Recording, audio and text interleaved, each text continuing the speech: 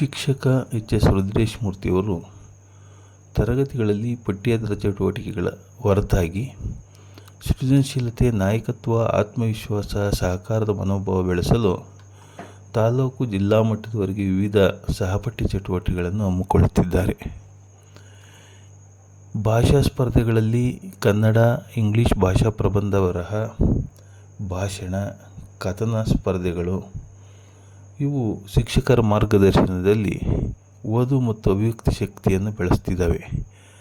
ಚಿತ್ರಕಲೆ ಮತ್ತು ಕರಕುಶಲ ಕಲೆಗಳಿಗೆ ಹೆಚ್ಚು ಆದ್ಯತೆಯನ್ನು ನೀಡಿ ಮಕ್ಕಳಿಗೆ ಶಿಕ್ಷಕರು ಉತ್ತಮ ಮಾರ್ಗದರ್ಶನ ನೀಡುತ್ತಿದ್ದಾರೆ. ಖೋ-ಖೋ, ಕಬಡ್ಡಿ, ಗ್ರಾಮ ಪಂಚಾಯಿತಿ ಮಟ್ಟದ ಗ್ರಾಮೀಣ ಕ್ರೀಡಾಕೂಟಗಳಲ್ಲಿ ಮಕ್ಕಳನ್ನು ಭಾಗವಹಿಸಲು ಪ್ರೋತ್ಸಾಹಿಸುತ್ತಿದ್ದಾರೆ. ಹೃದಯ ಸ್ಪರ್ಶಿ ಜನಪದ ಹಾಡುಗಳು, ಹಳ್ಳಿ ನೃತ್ಯಗಳ ಪ್ರದರ್ಶನ, ಸಂಗೀತ ಶಿಕ್ಷಕರ ಮಾರ್ಗದರ್ಶನದಲ್ಲಿ ಮಕ್ಕಳ ಪ್ರತಿಭೆ ಅನಾವರಣಕ್ಕೆ ಆದ್ಯತೆ ನೀಡಲಾಗಿದೆ. ವಿವಿಧ ವಿಜ್ಞಾನ ಮೇಳಗಳು ಮತ್ತು ವಿಜ್ಞಾನ ಪ್ರದರ್ಶನಗಳಲ್ಲಿ ಮಕ್ಕಳಿಗೆ ಹೆಚ್ಚು ಆಸಕ್ತಿಯನ್ನು ಮೂಡಿಸಿ ಪ್ರೋತ್ಸಾಹಿಸಲಾಗುತ್ತಿದೆ.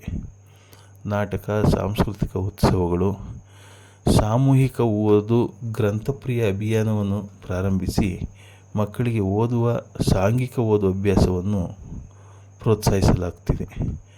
ಸರ್ಕಾರದ ಆದೇಶದಂತೆ ಸ್ವಚ್ಛತಾ ಪಖ್ವಾಡ, ಸ್ವಚ್ಛತಾ ಹಿ ಸೇವಾ, ಶಾಲಾ ಸುರಕ್ಷತೆ, ರಾಷ್ಟ್ರೀಯ ಏಕತಾ ದಿವಸಗಳಂತಹ ಕಾರ್ಯಕ್ರಮಗಳನ್ನು ಉತ್ತಮವಾಗಿ ನಡೆಸಲಾಗುತ್ತಿದೆ.